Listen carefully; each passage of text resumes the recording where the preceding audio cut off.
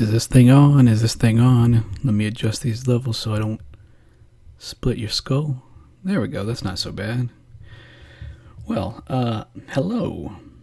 I decided, because I'm trying to do it more, I'm going to make a video. I need to get to making more videos. I think that if you're going to do social media, then you should be making videos. It's a beautiful opportunity to have a one-sided conversation with your audience. So what I want to do is talk about cherry suicide, and this is for two reasons. I have a couple friends who are really interested in what this is, and there are a few other endeavors that I would toot my own horn on. I normally fail at 1,000,001 things a year. I have all sorts of projects and ideas. And I had one time called Dusk Bunnies, and friends just loved the artwork I made for that and the animations. And real life got in the way and sent me a curveball, and that probably won't ever be finished. But the wife, who is ever the amazing champion of my talent when I don't believe in myself, she does, said that was her favorite thing I'd ever done. And that, I think that relit a little light inside of me. And I had to stop and ask myself, is there any other outlet I have that I could put that kind of creative passion into? And this is not to say that there's any ill will to the way that Dusk Bunnies fell apart, but to all those involved. But at the same time, I've been studying a philosophy that I pulled out of my ass, is what's the smallest thing?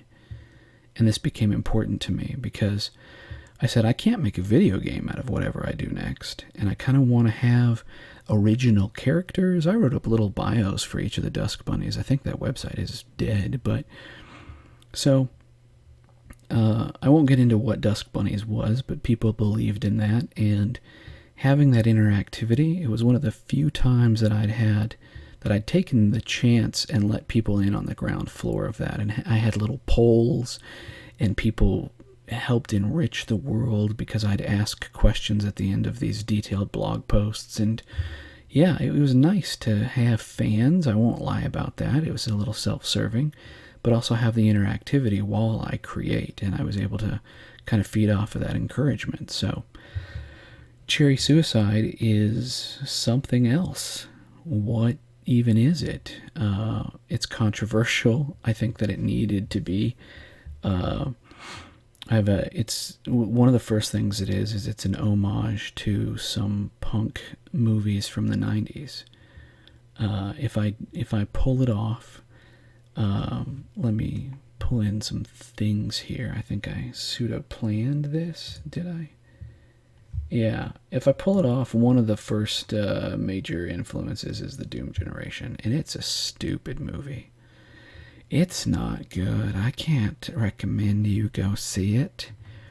I think everyone should see it if you care about cinema and kind of time periods in cinema. And I don't normally roam the internet with safe search on, so hopefully you don't see anything you don't want to. And if you don't want to see any of this, well, you should probably turn off the video. But yeah, so Doom Generation, what do I like about it? One of the reasons I'm even talking about any of this is that is being a storyteller, I was very influenced from the White Wolf products and the White Wolf role-playing, creative storyteller role-playing system. But I was really inspired by the way that they opened all of their products with, here are the inspirations. It's like, of course, we ingested media to keep us inspired while we were working on this project. What did we look to? What were our milestones? And the Doom Generation is colorful and apathetic and shitty and sexy and punky and all of that. And I think it does a good job being what it is. I just can't blame anyone when it's not their thing, because I'm not going to sit here and defend this movie and tell you that it's amazing. But the unapologeticness of how this movie was put together, and then the movie that comes after it, I guess it's part of a trilogy, called Nowhere is pretty good. Um, yeah. I also really liked Life is Strange, and this got me thinking very cerebrally because I want the small town, small tribe feel for Cherry Suicide. I want it to kind of be a survival story, an ensemble story, even though Cherry's the main character. I want the I want people to feel that all of the characters kind of feel a niche, almost in the five-man band trope, but then they can come together as a team to get things done. I have some ideas I might ramble on about. I've been talking for only 6 minutes. That's not too bad. I like to look at the timer every now and then. But I think that this rambling is cathartic. I hope you can go along with it. With me. Go along with it. Whatever. You're here. Thank you for sticking around. Hopefully it's because you want to kind of go through this process with me, because this is what I think about. Yeah, I'm rambling into a microphone, but these are the big ideas I have. And it's hard to quantify them when you sit down and you say, I want to tell a story. I want to bake a hamburger pie. It's something in The Sims. I've been playing that to get inspiration for Cherry Suicide. Don't get me started. But if I'm going to make a hamburger pie, I need to know what my ingredients are. And I think that Doom Generation is a large, big splash in the bucket. Life is Strange. How do you quantify it? It's hard because I read that, and I don't know if this is true. You don't know if half the stuff you read on the internet is true. But I read that the writers of the first Life is Strange got flack because they were all dudes and they were writing for a mostly female cast and they didn't understand how females are. And that's intimidating once you hear that. It's like, oh man, see, I want to be edgy and punky in my writing, but I don't actually want, as an author, I hopefully people can separate the art from the author and go, oh, he's just an asshole. It's like, well, no, I mean, I want to say things and explore ideas, but how intimidating is it to hear, well, shit, I'm not a chick.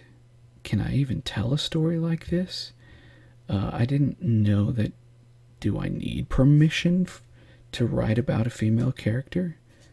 The thought had never really crossed my mind. I'm not trying to make this all weird and feminist, but or anti-feminist. I'm not. Yeah. What the hell are you trying to say, son? You really stepped in it now, didn't you? But I like Life is Strange, and not.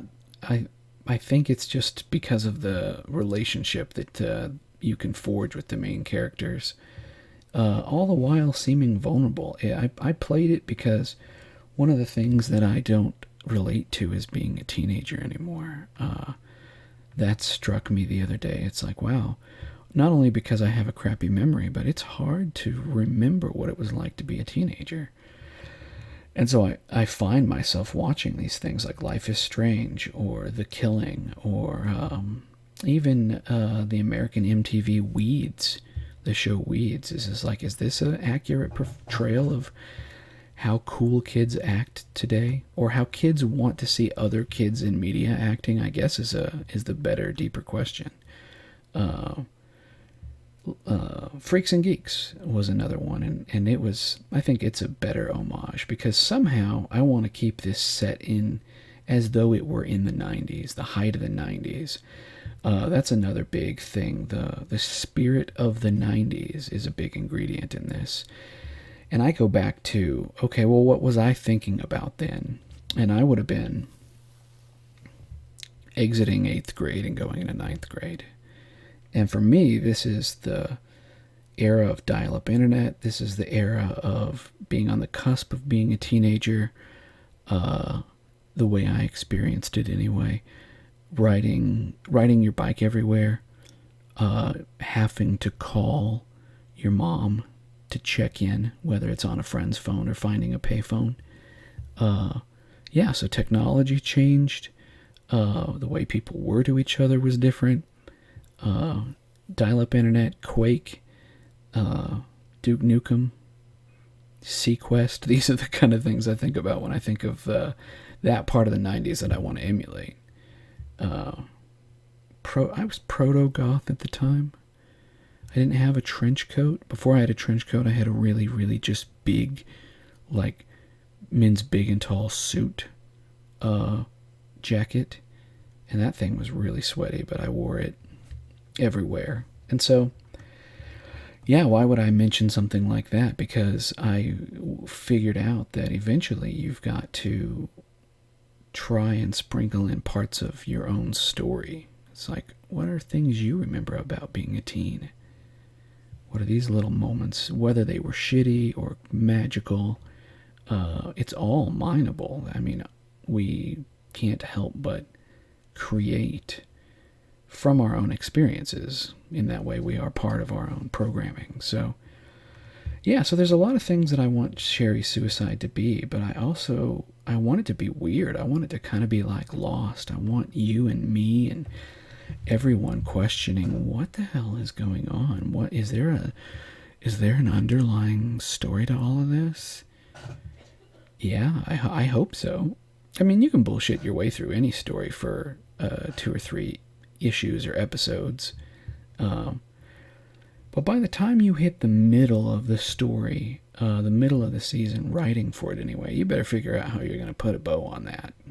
So, the game Microscope is really good for that. I've thought about playing that. For Cherry Suicide, I've done it with friends who I trusted to kind of be the grandparent to this narrative as I sculpt it. Well, that was a weird metaphor, but yeah, just help raise it and nurture it, and that's kind of what I need from everyone else. Is it's like, well, what do you think about when you think of the 90s? Can we get it off of this Life is Strange stuff here?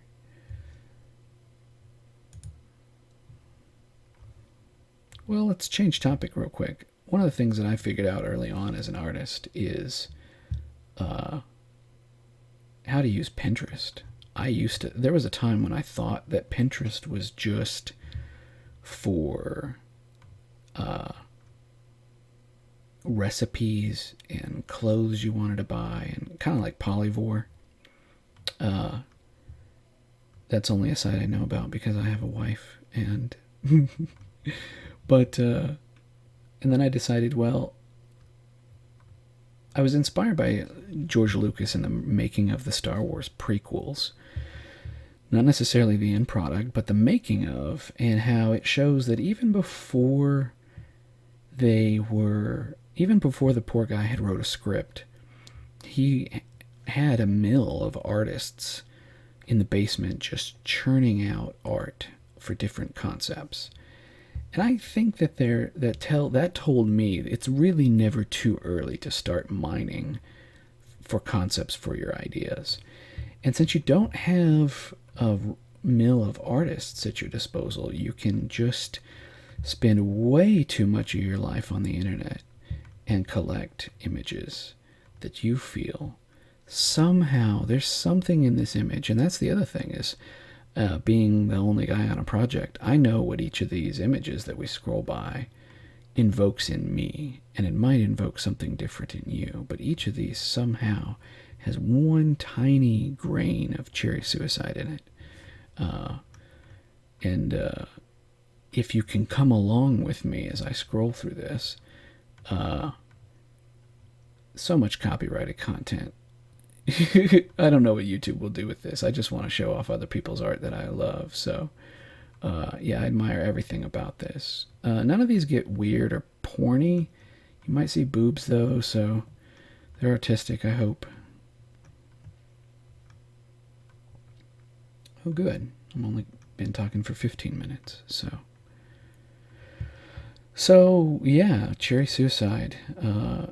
I think that it's just the title itself is grabbing.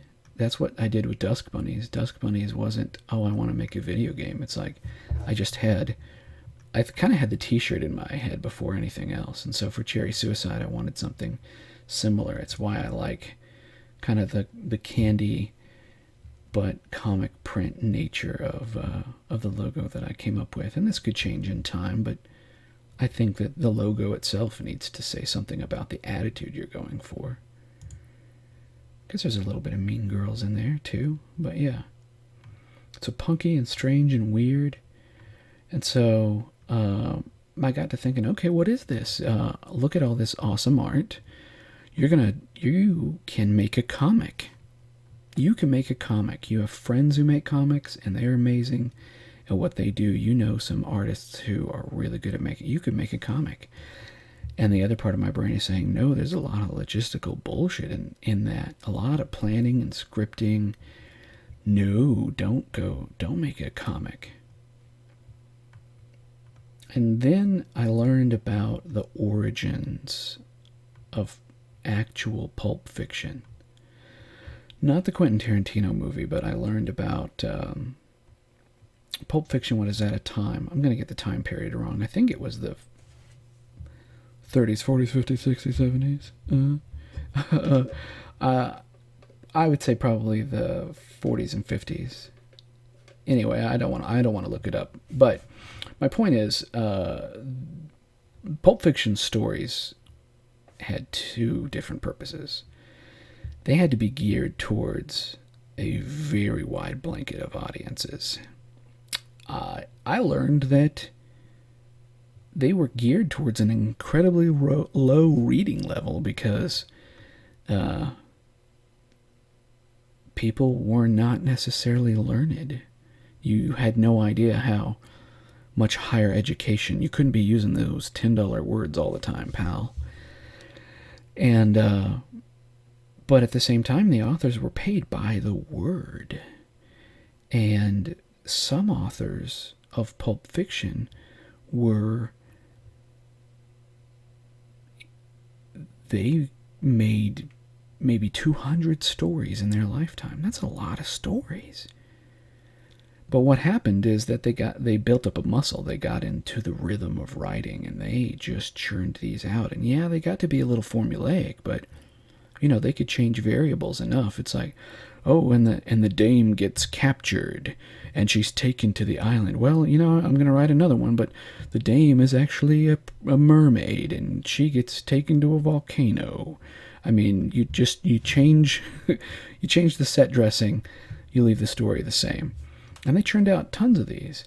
And this is all relevant to my vision for Cherry Suicide, though, because it dawned on me, if I'm going to kind of create the smallest thing, I'm pretty sure I brought that up in my rambles earlier, what is the smallest I can make my idea and still represent it, still feel that I did what I could to represent it fully, to where it can manifest to a sufficient level in your imagination as you go along with it.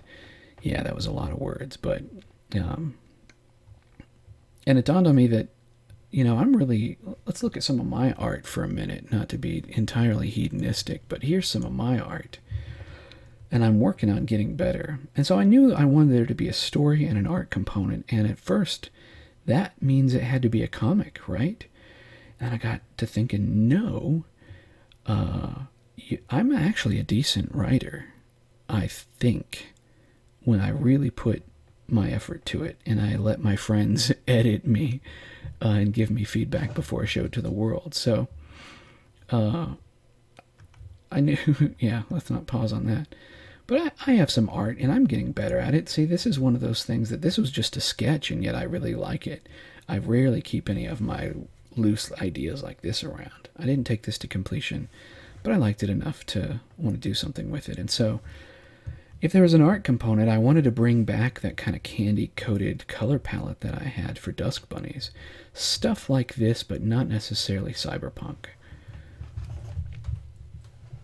But not necessarily not cyberpunk, as I've explored this some more. So I really like how this turned out. This is one of those few images that I would say, I'm happy with the way that turned out. I've been thinking about it and more about the mythos. And even though this is older art, this could totally be like album covers or band posters in the world of Cherry Suicide. Man, I like how that turned out. So, yeah, which is not to be hedonistic in any way. I think that there's value in going, just like you would at Pinterest, going back through your own art and being like, what was I into last year or the year before? What themes did I feel passionately about, but they just didn't make it into some other form of media other than art? And there's nothing wrong with that.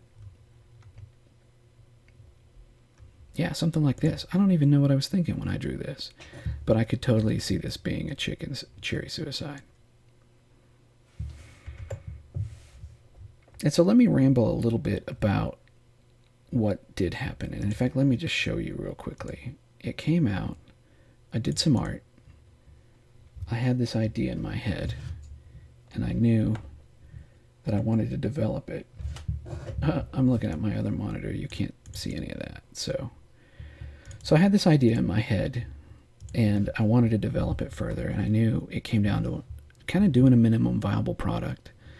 And that's what Chapter 1 is. If you're still even with me after 20 minutes of bullshitting, but at the same time, I want this video to last for posterity. I want to be able to look back at it and go, wow, none of that ended up being the final thing. But yeah, kind of for posterity, I want you to be able to go through this with me and see how this evolved into the pilot, which some of you did actually interact with me on social media and said that you would be willing to kind of do a review copy and give me feedback before I share it with everyone else. And so, yeah, I decided I needed to bring my A game on at least one illustration, because that's, remember, the smallest thing. And the illustration wouldn't be an entire comic, and it wouldn't be a sequence of images, but it would be a sexy cover image. The image would say to you the mood I'm setting for the chapter and for the story overall. I think I was talking about Pulp Fiction earlier, and that's essentially what Heavy Metal Magazine was. And I really admire that as a source of art as I get older. The things by Moebius, and it's like, yeah, could I create something that had a few illustrations in it, but was worthy of Heavy Metal Magazine? And then, through some efforts of my good friends, this whole thing is at least going to be syndicated for a few episodes in Subversion magazine. So you should go and like their page if you haven't. And so this is the first image. If you get the test package of promotional graphics and other things, then this will be part of that image. I'm not ashamed to say that a lot of times I am shitty with poses, and so sometimes I use things like Daz Studio to get the pose right, because I don't have the money to hire an artist, a model to hang off of a park bench and nearly break her neck getting this pose for me. But then, I guess to add some integrity, you can see that I don't trace that. I build a skeleton over it, and I kind of sketch out my ideas, and hope to just build upon it. And then I thought, well, could I do 2 images per chapter? I think that's not too bad. So I do one main image, and then I do another image just to end the chapter with. Black and white, kind of not super detailed, and in fact, in the first iteration of this, I drew a background and all that cemented you into the scene, and I'm like, no, these need to be items, just an afterthought. And when you read the chapter, all of this has some significance to it. And I thought, well, what's the smallest version of a chapter? And so I wrote 1,000 words. I just bullshitted my way through 1,000 words. I sprinted. And I'm learning more and more that that's what I have to do to get started on some things. Is it's like, just sprint out. And then while you're out in front of yourself and your fears, you can look back and go, okay, now I'll slow to a jog and get into the thing. And so I wanted to create a minimum viable product, and I said I could probably do 2 illustrations. And so I crunched to try and do all of this in a week. And eventually I came out with this. And 1,000 words was a little too much, and 2,000 words was a little too little. I'd have to check it out again, but I wrote it in Google Docs and then I poured it into Illustrator. The final thing will probably be laid out in InDesign, but this was a good quick test, and so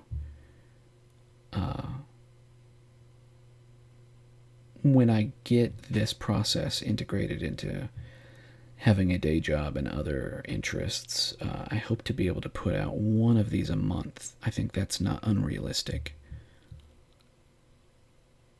It takes me, depending on how complicated this is, about a week. So about 3 nights straight to be able to do one of these. And so I also have to ask myself, is that a reasonable use of my time? That was part of my come to Jesus moment with why this wasn't going to be a comic, because of how much extra planning went into it.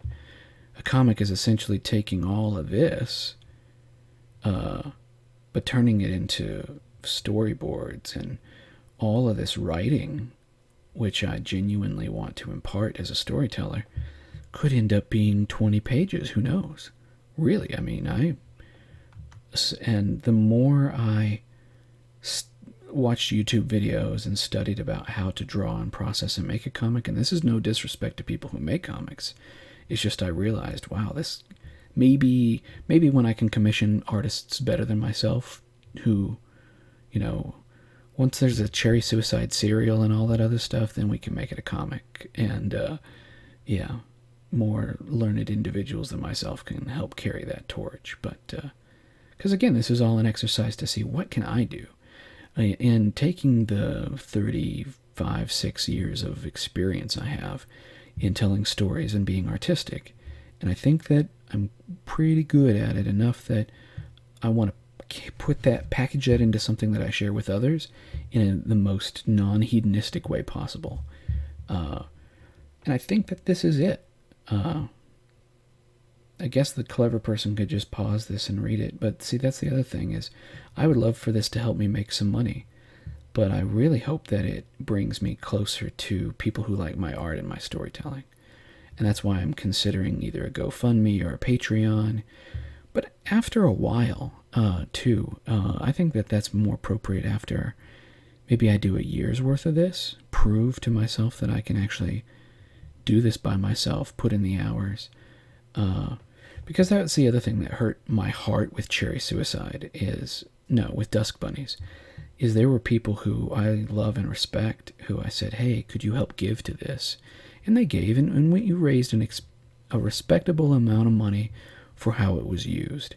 It was used for our first marketing wave, because we had it all structured to how long it would take us to finish a prototype that we wanted to send to like GDC and other things.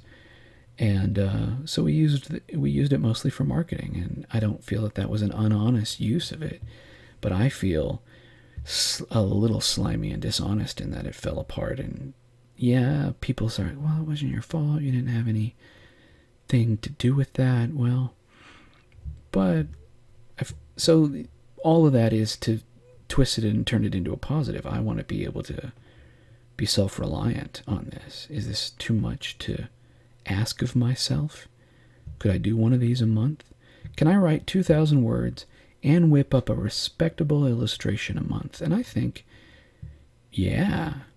that's a good challenge. I think that you have to set milestones, but they also have to be challenging.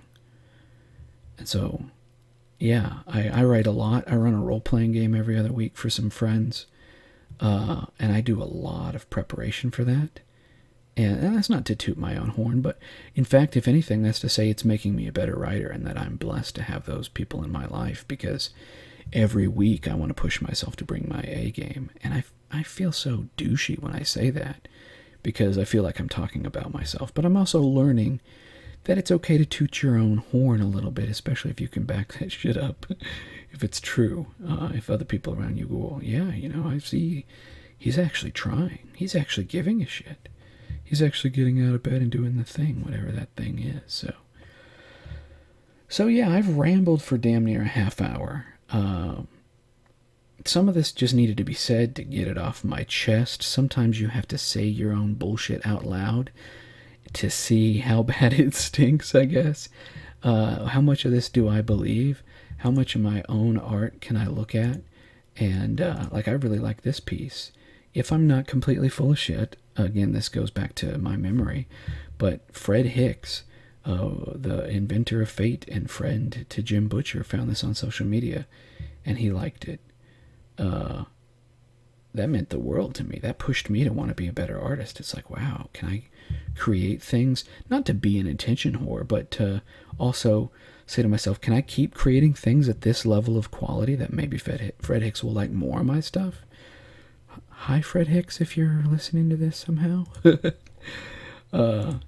Yeah, and so ever since then, I wanted to just push myself to make sure that art got into my time, into my development cycle, to remind myself that it's important to keep working on these skills and not let them fall by the wayside.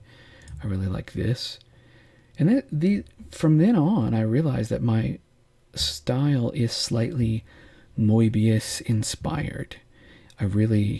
I think that if I have a style, it's definitely really enjoys this thinner line. I think it's why I've brought up Matt Rhodes quite a bit in my talks about art in general, is because if you look at any of his stuff, go out and Google it. I'm not going to show it to you in the stream.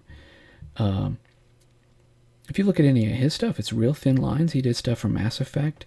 It's slightly comic book, but slightly Disney, but and then the way he colors it, it's like mostly flat colors with slight accentuations. I think that I've nailed that if I can call out another artist and say, wow, you inspired me to want to rip you off and I want to do art like you, so I'm just going to copy your style.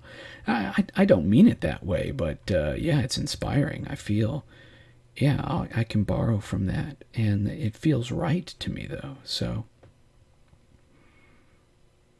Cherry Suicide's definitely going to have some of that. And so I'm thinking that each issue, it'll be 4 to 6 pages long. That's not a really high bar.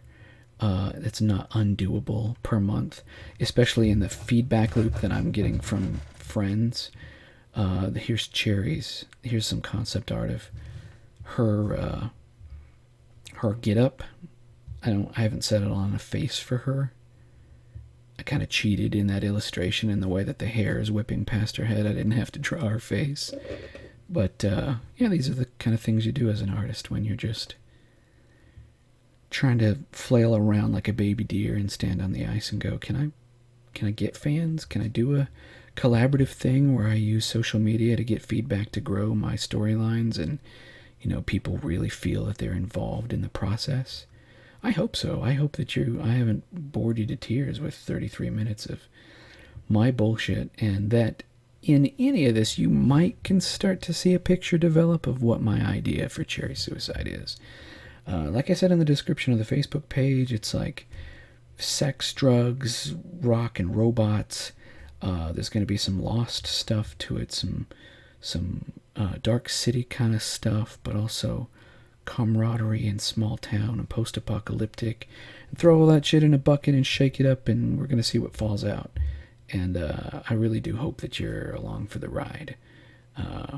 Thank you for listening to this video. Be well.